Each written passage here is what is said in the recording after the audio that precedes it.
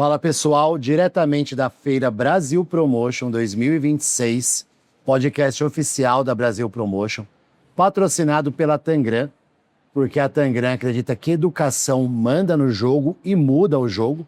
Educar é a melhor forma de evoluirmos. Então a Tangram apoiou essa iniciativa, está aqui e está falando com as melhores mentes desse mercado. Estamos falando tanto com os nossos clientes, então já passou por aqui SPM, já passou o CIMED, como autoridades do mercado, como o senhor Auli, fundador, né? E neste momento nós estamos com o Nelson Cardoso.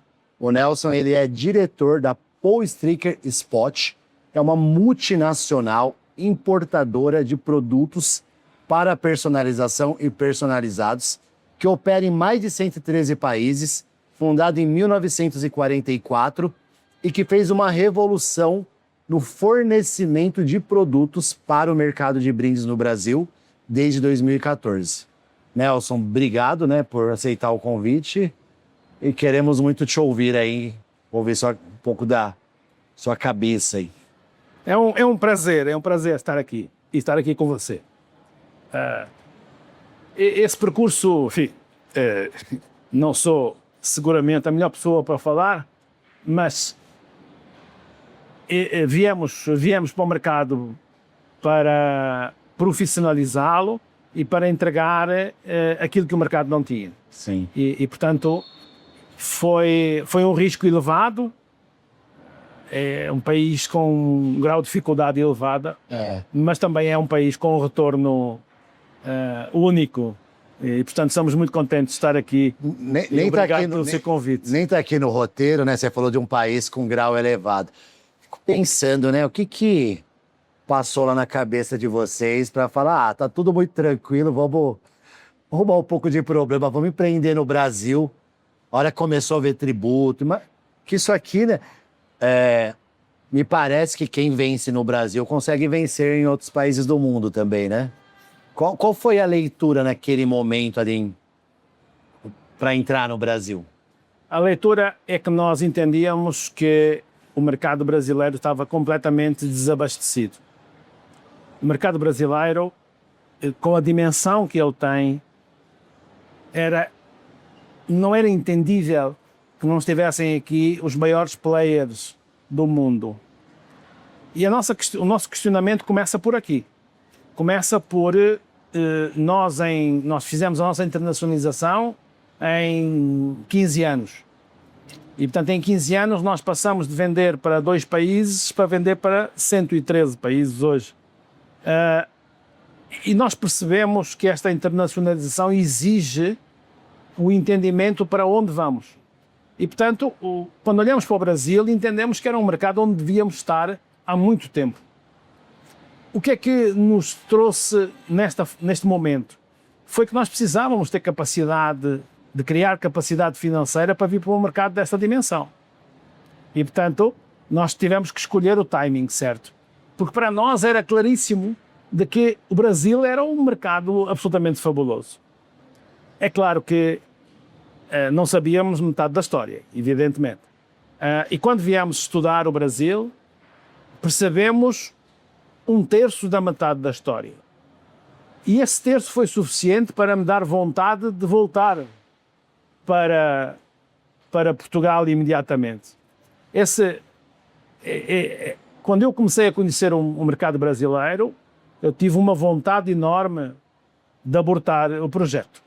Imagino. O grau de dificuldade que se colocou era elevadíssimo. Mas eu quero vos dizer que uma das características da Streaker é exatamente essa. É ser capaz de assumir desafios que sejam desafios difíceis e onde os outros não querem estar. Percebemos porque é que não estão aqui nenhum dos grandes players do mundo. Porque é preciso entender este mercado. Se nós quisermos trazer a metodologia da Europa, o conceito da Europa, a lógica da Europa para o Brasil, nós não teremos sucesso nunca. Nunca. Então, o que nós viemos fazer foi conhecer o Brasil. Depois de conhecer o Brasil, entender se deveríamos ou não, estrategicamente, encarar este mercado na sua globalidade. Entendemos que estava tudo por fazer no Brasil, tudo. E tomamos a decisão de sermos pioneiros. Isso tem um preço elevado, sabemos hoje, tem um preço elevado sermos pioneiros, mas também tem uma responsabilidade elevada que nós gostamos dessa responsabilidade. Eu sinto-me, e eu e a minha equipa toda, sentimos-nos muito orgulhosos de termos feito o que fizemos neste setor no Brasil. Eu costumo dizer que vocês profissionalizaram o mercado, elevaram o padrão, né? Trouxeram um padrão que talvez não era encontrado ainda naquele momento. Amigo Preto, mas isto estava tão embaixo, tinha tão pouco serviço, tinha tão pouca coisa bem feita, que qualquer coisa era um espetáculo, sabe? Entendi. A minha dificuldade foi transmitir à minha equipe que, apesar de parecermos os mais lindos, os mais altos, os mais bonitos, nós estávamos só a começar a fazer isto. Havia muita coisa para entregar. Eu lembro perfeitamente quando nós entregarmos no primeiro ano, o primeiro catálogo que entregamos, que oferecemos ao nosso cliente, ele olhou para nós com a sensação de que nós lhe íamos pedir alguma coisa em troca. E o nosso catálogo para nós é a nossa maior ferramenta de trabalho. E nós só queríamos dar a melhor ferramenta possível aos nossos clientes para trabalhar, sem nada em troca. Quanto é que custa o catálogo? Não custa nada. Então, repara como estava longe o profissionalismo. Vocês começaram a profissionalizar e trabalhar o básico, né? Você comanda no Brasil a operação desse grupo, que mais de 113 países, né? Importa de centenas de fábricas na Ásia. Os dados me trouxeram pelo menos mais de 200 fábricas, né? Dessa cadeira, o que você enxerga do mercado de brinde de quem está só no Brasil não consegue ver?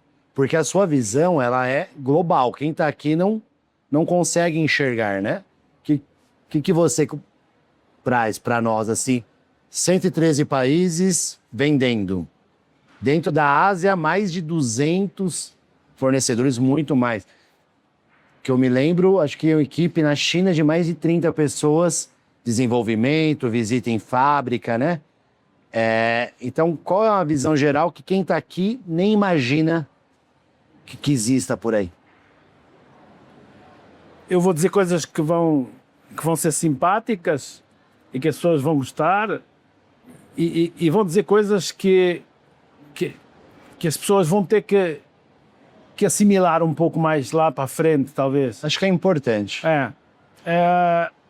Dizer o seguinte, dizer que a leitura que nós temos hoje desta informação toda que temos destes países todos é que os pedidos estão a diminuir de tamanho e a aumentar de frequência.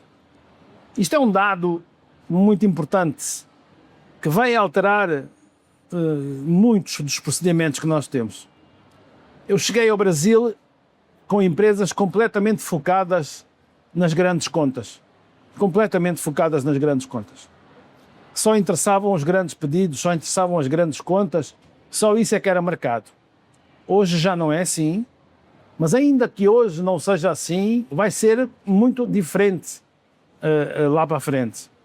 Os pedidos vão ser menores, com mais frequência, o que vai obrigar a uma relação com o cliente muito estável e muito séria. Porque quando falhar, o próximo pedido já não é com o mesmo fornecedor. Ou seja, quando eu lhe digo que baixa que o número de peças baixa por pedido, o ticket médio já está a baixar, digo-lhe também que a frequência vai aumentar, mas isto não é só isto que fica. O que fica é que a sua relação com o cliente vai ser muito mais próxima. E no dia que você falhar, o seu cliente não lhe vai dar mais chance de você retomar, porque ele vai precisar no próximo mês de mais produto e não quer correr o risco de ter um erro na produção. Então, quando digo isto, digo que pelo alcance que isto tem, é uma nova forma de estar no mercado, é sermos muito profissionais e sermos capazes de entregar aquilo que prometemos. Eu acho que isso é fundamental e essa é uma revolução que está já a acontecer. E, portanto, é uma coisa que se lê muito facilmente já na Europa, nos países mais desenvolvidos.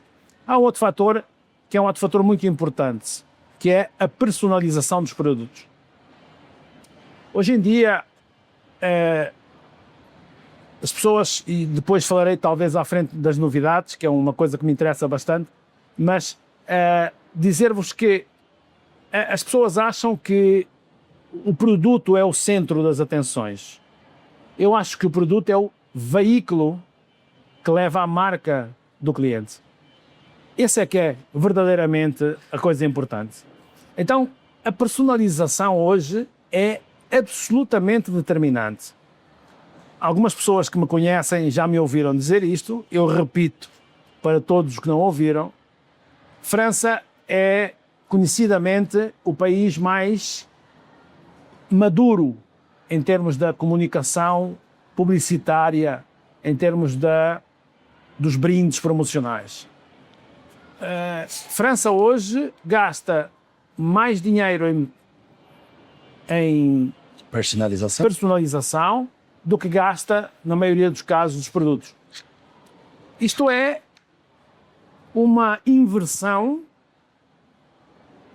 daquilo que acontece no Brasil. Se vocês repararem, o Brasil facilmente coloca a personalização de lado. É uma personalização muito económica, pressionam muito o preço da personalização, que me parece um erro crasso, porque isso baixa muito a qualidade da personalização. É fundamental perceber de que chances é que nós devemos dar ou que soluções devemos entregar ao nosso cliente para ele personalizar o produto dele. O nosso cliente, o vosso cliente, o cliente final, aquele que vai não utilizar o brinde, mas vai oferecer o brinde ao seu cliente para utilizar, ele, na maioria dos casos, não sabe o que precisa, não sabe o que o mercado lhe pode oferecer e é nossa obrigação entregar todas essas soluções ao mercado. Então, há dois fatores muito importantes que hoje já se leem com muita facilidade na Europa, ou seja, personalização é muito importante, é muito mais importante do que parece e o ticket médio dos pedidos vai alterar os procedimentos. Você, Nelson, construiu a operação brasileira do zero, 2014. Ela virou lucro em poucos anos, né? Num mercado difícil, como nós já falamos. O que o Brasil tem diferente dos outros 117 países que vocês operam? Uma grande informalidade. Eu luto com isto desde que cheguei ao Brasil, tá? Eu tenho autoridade para falar nisto. A informalidade mata o profissionalismo, mata a qualidade, mata os nossos clientes também. A informalidade é o maior vício que eu encontrei no Brasil. Há uma série de pessoas e de empresas que são informais e não sabem porquê. Então isto é um problema grave. Eu acho que este foi a maior diferença que eu encontrei. Eu quero vos dizer que nós trabalhamos em países da África. Da África? Eu quero vos dizer que nós trabalhamos em países pobres. Não tem nada a ver com isso. Não tem nada a ver com um país que está em desenvolvimento. O Brasil tem uma capacidade enorme. O Brasil tem pessoas competentíssimas. Tem a ver com, na minha modesta opinião, tem a ver com uma cultura que está impregnada de informalidade. e que na maioria dos casos não é sequer responsabilidade de brasileiros, sabe? É porque é uma terra fértil para se ser informal. Mas quero aproveitar hoje para dizer que se calhar estamos perto de terminar isso. Eu acredito também. Temos uma reforma tributária que eu acho que vai reformar outras coisas. Eu acho que é importante. Estou esperando também. Quando o comprador, né, que pega um brinde na mão, ele não faz ideia da viagem que o produto fez. O que acontece, né, entre a fábrica na Ásia e a mesa dele que ele deveria entender? Olha, sabe o que eu acho que ajudaria muito o comprador a comprar bem? Era ter um planejamento das suas ações. Se ele tivesse um planejamento das suas ações, o produto chegaria a ele muito mais econômico do que chega quando estamos a comprar à última da hora, no último momento, no último dia, na última hora, no último minuto. É uma chamada de atenção que eu faço. Eu sei que a responsabilidade não é diretamente dos compradores. O planejamento de uma empresa, das ações de uma empresa, não é feita pelo comprador. Mas era muito importante que todas as empresas entendessem que, se planejassem, provavelmente comprariam o brinde 10, 20% mais económicos. Então, eu acho que era muito importante esta dica. Mas deixo uma outra, que é comprar com responsabilidade. Comprar com responsabilidade quer dizer em que o preço não pode determinar o produto. O preço tem que ser consequência daquilo que o comprador quer fazer. O comprador quer um produto médio, um produto económico ou um produto premium. Não é possível, ninguém acredite que vai comprar um produto premium pelo preço de um produto médio. Não existe isto. Isso é uma inverdade total. Ainda que pressione, que a equipa de compras pressione os fornecedores, há um limite. Há um limite. E esse limite vai deteriorar o produto. Não tenham dúvidas nenhumas disso. Então, isto é muito engraçado para quem compra na China, que é o nosso caso. Os chineses têm uma coisa muito interessante. Aqui, na Europa Ocidental, na América, quanto mais comprarmos, melhor preço temos. O chinês, quanto mais comprarmos, pode ser que a gente tenha um melhor preço. Só pode ser. Pode ser que a gente tenha um pior preço.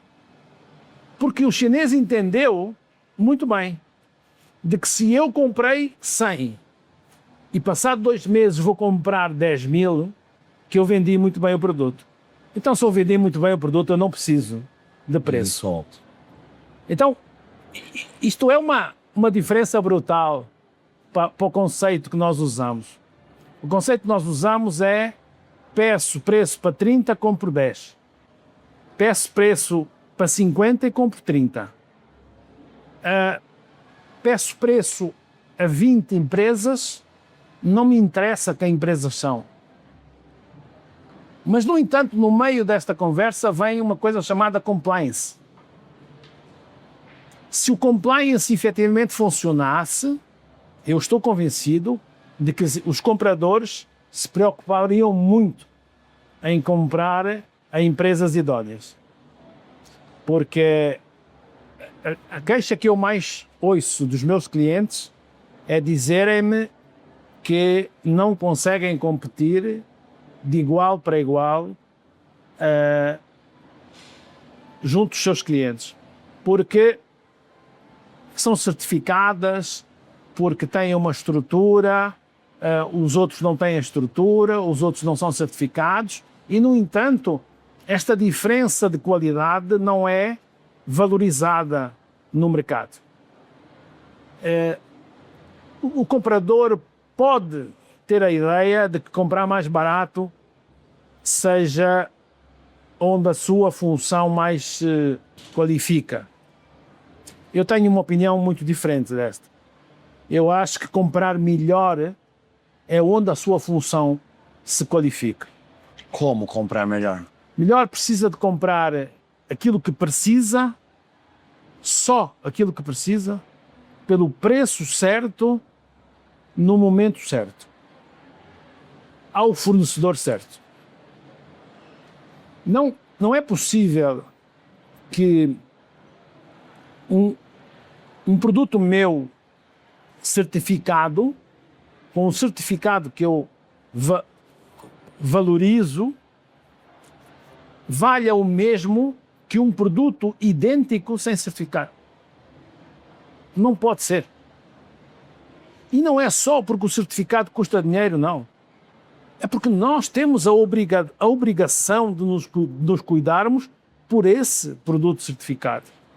Ele é certificado porque tem uma matéria sustentável e precisamos ter a certeza de que aquele material é sustentável. Não vale só a pena dizer que ele é sustentável.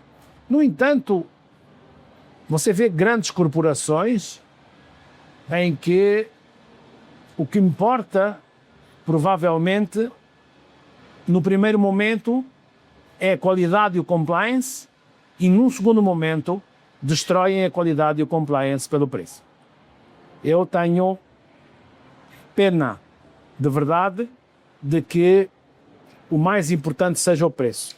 Como que é na Europa? Como o mercado, né? Não sei se Estados Unidos também, mas essa maturidade nos compradores, ela já existe ou esse é um problema mundial, né? Ou uma coisa que a gente vê muito aqui no Brasil de fato.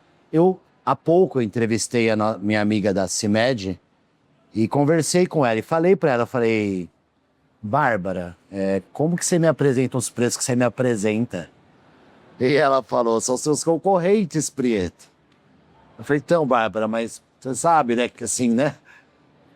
Porque tem umas coisas que são surreais, né?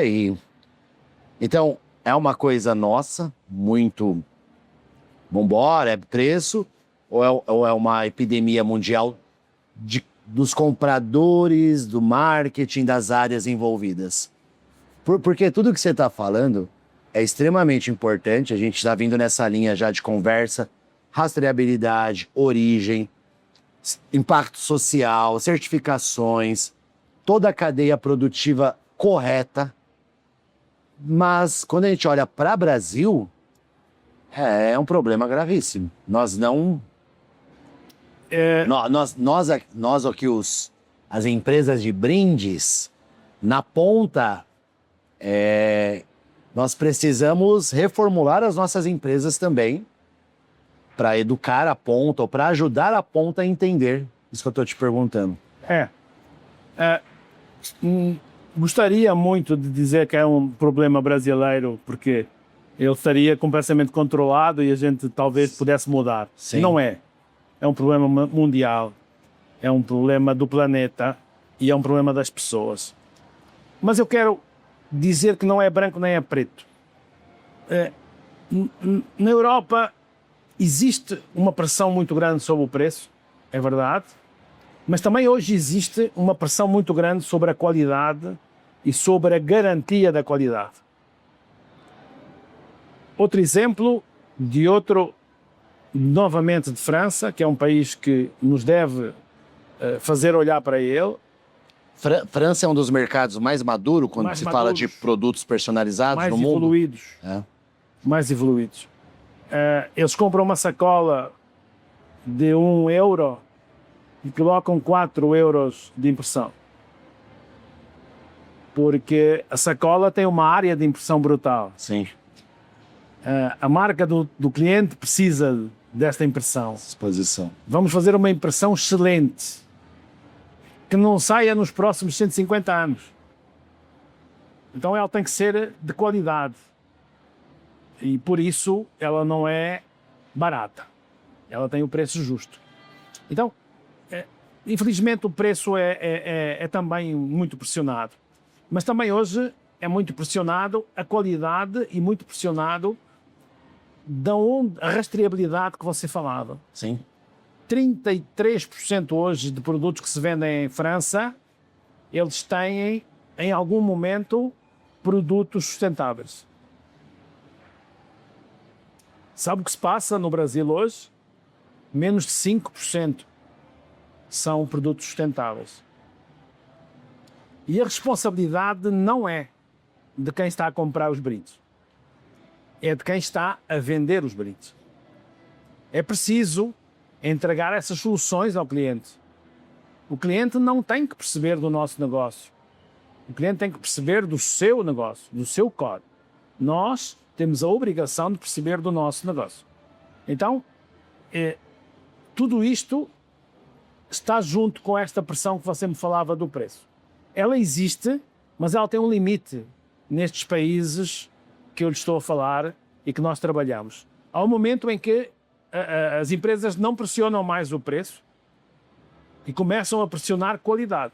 Porque se pressionarem as duas coisas em simultâneo, não vão ter as duas coisas em simultâneo. Sabe que não consegue, né? Não vai casar isso. Isso. Então, o que nós acreditamos ainda é que pressionando o preço, vamos ter um produto de qualidade com um preço baixo. Isso não é verdade. Eu recordo-me de uma brincadeira que me aconteceu na China, em que eu estava a pressionar um fornecedor para os bloquinhos tipo Moleskine e estava a pressionar-lhe no preço. E quando ele aceitou a minha pressão no preço, eu estranhei, porque ele foi muito relutante a baixar o preço. E há um momento em que ele desiste de me contrariar, que eu queria baixar o preço e ele não queria. Há um momento em que ele desiste e ele diz assim, ok, fazemos. Nós fechamos o negócio e quando os blocos chegaram tinham menos 12 folhas. Menos 12 folhas? Portanto, fui eu que ao pressionar indevidamente tirei 12 folhas ao meu bloco. E portanto, é muito interessante isto para tentar explicar de que não há milagres. Não há produto barato muito bom. Não há produto caro, não há produto muito bom barato. Estas duas coisas têm que andar alinhadas. Importante, né? Você falou de personalização, né? De cada vez ganhar mais relevância. Você falou de pedidos menores, né? E talvez isso vai de encontro a isso. O que já é padrão na Europa e vai demorar a chegar no comprador brasileiro e que ele deveria começar a pedir agora? Essa questão de sustentabilidade, você vê? O que você enxerga? É fundamental que os compradores entendam o seguinte. A indústria do brinde é uma indústria altamente poluente. Poluente. Isso. Nós temos a obrigação, nós todos, cada um de nós, tem a obrigação de cuidar disso. Não é cuidar amanhã, é cuidar ontem. Não há mais condições para nós não olharmos para isto. O nosso planeta está a gritar. E é importante que nós olhemos para cada um de nós, nos nossos setores. Se eu trabalho num setor altamente poluente, eu tenho a obrigação, não tenho só vontade, eu tenho que ter a obrigação, o dever de baixar o mais possível estes níveis de poluição. Então, os produtos sustentáveis são um dever de nós, vendedores de brindes, que temos que propor ao nosso cliente uma alternativa e de quem está a comprar, questionar sistematicamente o vendedor e dizer-lhe o que é que você tem similar a isto, sustentável, ou menos poluente, ou mais sustentado. Porque o sustentável é uma coisa muito vaga. Depende se nós podemos utilizar mais vezes ou não.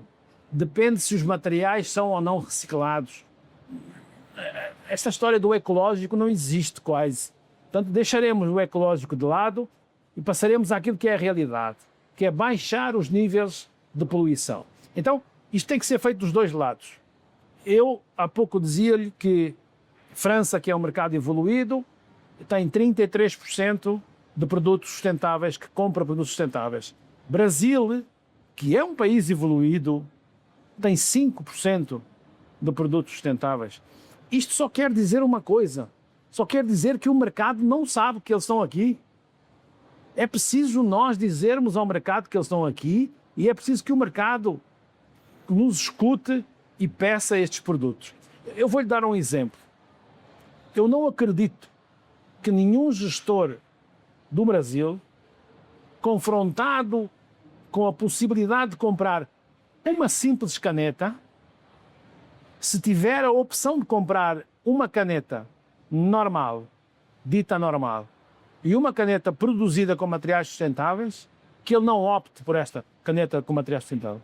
Eu não acredito que nenhum gestor deste país, seja de uma empresa grande, de uma empresa média, de uma empresa pequena, que não, confrontado com isto, ele não decida comprar uma caneta sustentável. Então, por que é que isto não está a acontecer? Porque nós não estamos a fazer o que devemos fazer. Portanto, aquilo que é uma preocupação, eu creio que é a sustentabilidade da nossa indústria e a sustentabilidade que nós devemos entregar aos nossos clientes. Nelson, de tudo que passa pelas suas mãos no mundo todo, o que é tendência de verdade? O que é moda que morre em 2 anos? Isso é uma área que eu gosto muito, sabe? Eu quando visito os meus clientes e lhes pergunto qual é aquilo que eles mais precisam, e quando falo com os vendedores, eles dizem novidades. Novidades. E eu acho... É o grande pedido do cliente final. E aí nós muitas vezes não interpretamos direito e fazemos esses pedidos para vocês. Exatamente. É isso mesmo. Mas eu queria desmistificar, aproveitar este canal. Isso é bom. Para desmistificar as novidades. Será que uma garrafa térmica hoje com um modelo diferente é uma novidade? Onde é que está a novidade desta garrafa térmica que nós utilizamos há 10 anos? Não tem novidade. A novidade acontece em 2% dos produtos que são lançados no mundo inteiro. Tá? Portanto, isto não pode ser relevante para coisíssima nenhuma. O que é que eu chamo a atenção? É que, para mim, e para a Striker, e para a Spot, novidade é todo aquele produto que o nosso cliente não conhece. Eu, às vezes, faço alguma terapia para que não entre em convulsão, né? Faz de verdade? Faço de verdade. Faço de verdade. Olha. Porque é importantíssimo. Porque há coisas que não dá para entender. Não dá para entender. Eu às vezes estou com os clientes finais e lhes mostro o meu catálogo e sinto que eles ficam com um ar de espanto na terceira folha. Ainda não comecei a mostrar o catálogo. Pela quantidade de coisas. E na terceira página eu vejo a pessoa com ar de espanto a dizer assim: isto existe, temos isto, caramba, se eu soubesse a minha campanha que eu fiz o ano passado, isto era perfeito para a minha campanha. Então, reparem, eu só estava na página 3. Quando cheguei à página 263, já a senhora estava sentada, já não era capaz de reagir a tanta novidade. O problema que eu tive depois dessa conversa foi que ela escolhesse a novidade, porque era tanta novidade para ela, de que ela ficou completamente incapaz de escolher a novidade. Digo isto com sentido da responsabilidade de que nós temos que conhecer os nossos produtos. Nós temos hoje disponíveis no Brasil e que se bate a palmas, porque é muito difícil qualquer país ter esta diversidade. Temos hoje mais de 4.000 produtos diferentes no Brasil, que são personalizáveis. Eu não acredito que os nossos clientes, que os nossos compradores conheçam 500 destes produtos. Não sei se você vai lembrar, né? Ano passado, na Canton Fair, né? Fiquei lá uns 15 dias, andando, né? E aí a minha conclusão foi, não tem novidade. Tanto que ano passado o meu tema foi fábrica de novidades, né? Porque não é que não tenha. O que eu entendi naquele momento é que já está tudo aqui e que a grande questão, de fato, é a nossa falta de comunicação com os nossos clientes, que é uma coisa que a gente tem procurado explorar bastante com o time, justamente de conhecer mais, de entender e de ir mostrando essas possibilidades para os clientes, porque... E aí hoje o nosso showroom cumpre bem esse propósito. Eu falo para eles lá, falo para eles irem buscar o cliente se for necessário, põe o carro, mas a gente manda carro buscar, manda Uber, manda tudo, porque eu tenho 100% de conversão no showroom.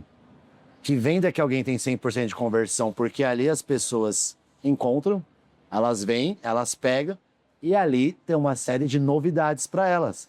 Esses dias, não sei se eu contei para vocês, foi um cliente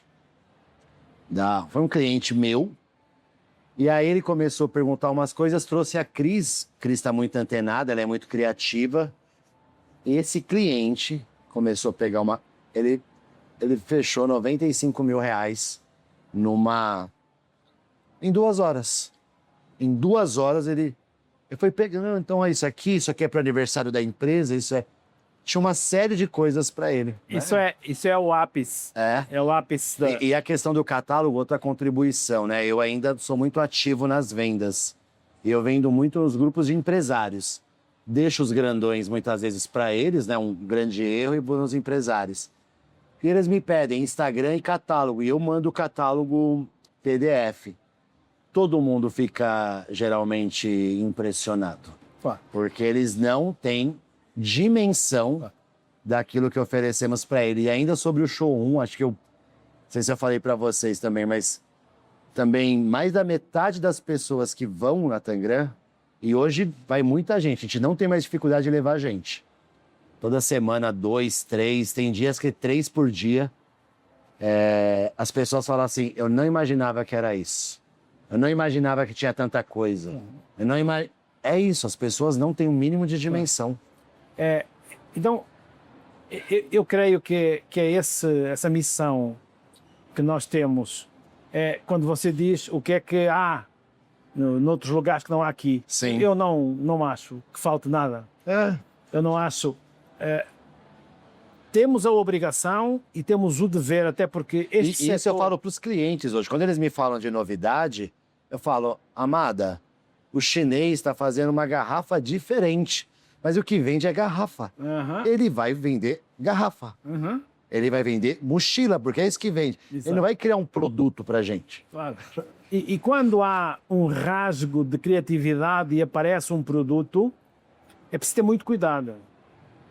Porque ele pode ter aquilo que você falava, uma longevidade muito curta, né? Eu não sei se vocês estavam no Brasil já, mas acho que estava, 2014. Surgiu no Brasil um ano aí um negócio do Head Spinner. Esse é um exemplo que eu ia dar. Foi 2 anos, né? Foi um negócio absurdo. É o exemplo que eu ia dar. Spinner... Teve gente que ficou com 200 mil daquilo no estoque, 300 mil daquilo no estoque. Eu não posso rir das pessoas que ficam com 200 mil peças no estoque. Não dá, Eu tenho alguns exemplos desses. Mas o Spinner não entrei nessa. Foi salvo pelo Spinner. Não tivemos Spinner. Porque claramente ele nos dava indicações de que seria muito rápido a sua você já conseguiu sentir o cheiro ali daquilo? Ali sentimos. Mas erramos noutros lugares, portanto não é mérito só. Erramos em muitos lugares. Nelson, na sua visão, né, o que separa um fornecedor e que um comprador pode confiar de um fornecedor que só empurra produto / catálogo? Em primeiro lugar, o conhecimento do que está a fazer. Eu sou vendedor e sou comprador Sim. de alguma coisa, né? Eu quando vou a uma loja, qualquer que ela seja, em que quem me está a vender sabe o que está a vender, eu faço um esforço para comprar, Dá até gosto, né? não é? É. Digo assim, eu não preciso nada disto que eu estou aqui a comprar, mas esta pessoa merece que eu lhe compre isto, porque ela percebe o que está a dizer. E porque em algum momento ela me tocou, em algum momento ela me disse alguma coisa que era importante para mim. Não me lembro agora de nenhum caso, mas sei lá, eu compro um relógio e alguém me explicou que aquele relógio tem uma série de coisas que eu não sabia que podia utilizar naquele relógio. Se não forem competentes a vender, eu creio que o grau de dificuldade é muito elevado.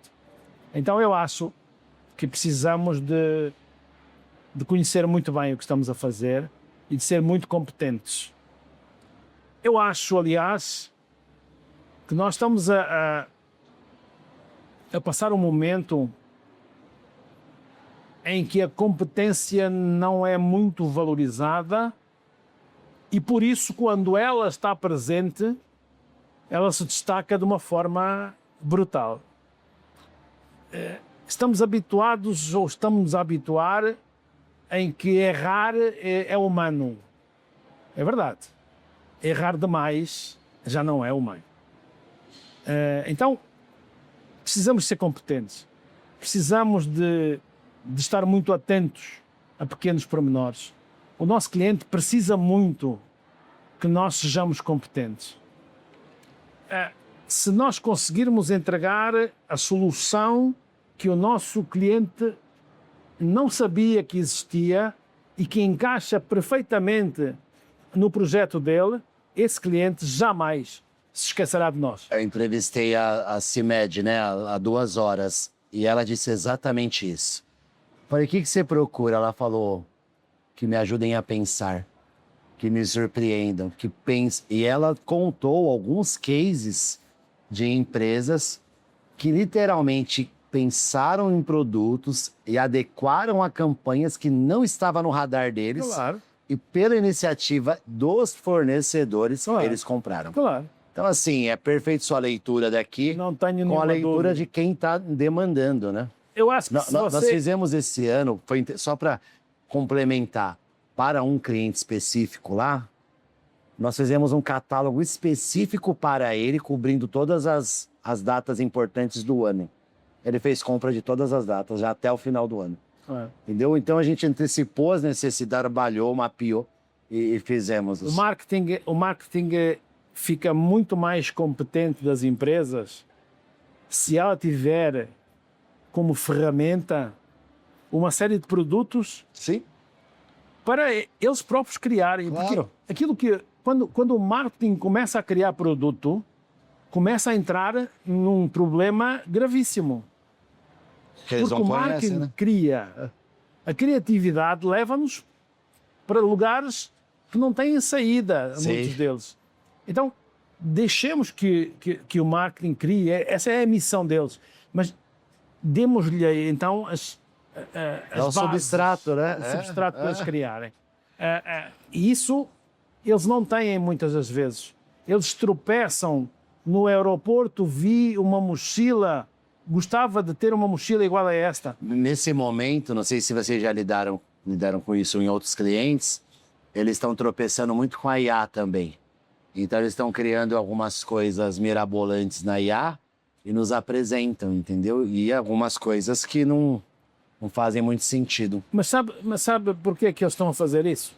Porque nós não estamos dando substrato. Porque nós não entregamos a eles As a possibilidades. solução para eles poderem trabalhar. Seja de personalização ou de produto. Com certeza. Nós entramos em modas, você há bocado falava em modas, nós entramos em modas com muita facilidade.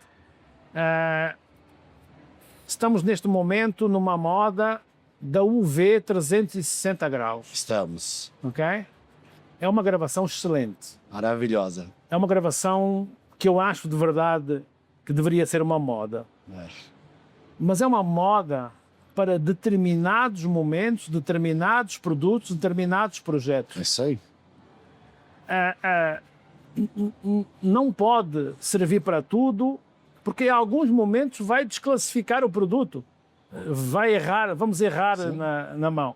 Então, eu acho que as modas são importantes, as tendências ainda são mais importantes que as modas, e eu acho que devemos segui-las, até porque a publicidade tem essa característica de estar sempre na vanguarda da moda e das tendências, mas nós temos que entregar essas tendências possíveis. É, aliás, como na moda, o desfile em Paris determina as cores da moda. Mas alguém teve que entregar as cores da moda. Sim, para que toda uma criação seja feita. Certo? Perfeito. Então, é exatamente isso que se passa na nossa atividade. Nós temos que entregar aos nossos clientes tudo. Eu vou dar-lhe outro exemplo, que eu gosto dos exemplos porque eu acho que eles são didáticos. Nós tínhamos no nosso portfólio um produto que era uma faca de bolo em ABS. Eu não vendia faca de bolo de jeito nenhum. E eu cheguei a pensar que era um erro de casting nosso. Cheguei a pensar que nós não tínhamos feito uma escolha boa do produto.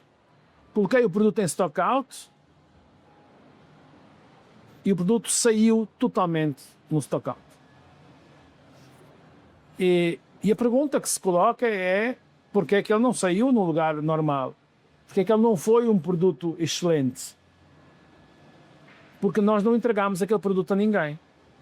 Uma fábrica de margarinas encontrou o produto, tropeçou no produto e entendeu que aquele produto era Importante, totalmente ajustado à necessidade dele. O que se passou é que depois criou o produto e eu já não tinha. Porque já não tive coragem claro, para voltar ao produto. fazer toda essa aposta. Então, se tivéssemos buscado para que é que este produto serve, qual é a indústria que este produto melhor serve, eu acho que nós tínhamos vendido as facas todas no tempo certo. Nelson, eu ficaria conversando com você o dia inteiro, né? Fazer umas 20 horas de podcast, mas eu vou partir para o encerramento para que a turma assista lá, né? Para o comprador que está aqui na feira ou que vai assistir depois, qual conselho que você dá com essa visão global para ele comprar melhor? Seja exigente. Seja muito exigente. Exija dos seus fornecedores qualidade. Exija dos seus fornecedores serviço. Quem não conseguir entregar serviço e qualidade não serve para ser fornecedor. Se nós tivermos isto na nossa cabeça, nós vamos melhorar muito, muito o mercado de brindes. E dentro disso, né, se você pudesse mudar uma coisa na cabeça do comprador brasileiro, qual seria? O preço não é a primeira opção. Preço não é a primeira opção. Não. Não é a primeira opção. Eu negocio coisas de R$2 e negocio coisas de 2 milhões de reais ou de 20 milhões de reais. E preciso sempre de, quando estou na frente do meu vendedor, do vendedor que me está a vender o produto, dizer-lhe que a minha primeira opção não é preço. Porque eu quero que ele me entregue todas as possibilidades para que eu possa decidir em sã consciência. Eu posso ter que decidir com um produto barato, económico e que seja um problemático. É uma decisão minha. Mas eu tenho que saber que tenho outras alternativas para poder decidir. Não é... Sempre faço isso quando entro nas negociações, de que o meu primeiro critério não é preço. Então, se eu puder deixar alguma nota, é tirarmos isso da nossa cabeça. É sermos melhores compradores e não compradores de melhor preço. Muito bom. Obrigado. Obrigado pelo tempo, obrigado pela experiência. É um prazer enorme. Espero que o pessoal curta bastante aí. e aprenda, né, com uma das melhores mentes do mercado, com uma visão mundial, hein? E isso é porque você é meu amigo, mas não. É alguém que trabalha muito, dedica provavelmente 14, 15, 16 horas por dia a este setor, a este negócio. E o faço com muito prazer. É o que eu sempre digo, né? A gente que faz muito bem feito e de sucesso, não tem menos que essa carga horária, geralmente. Obrigado. Obrigado, eu. Obrigado. Foi um prazer.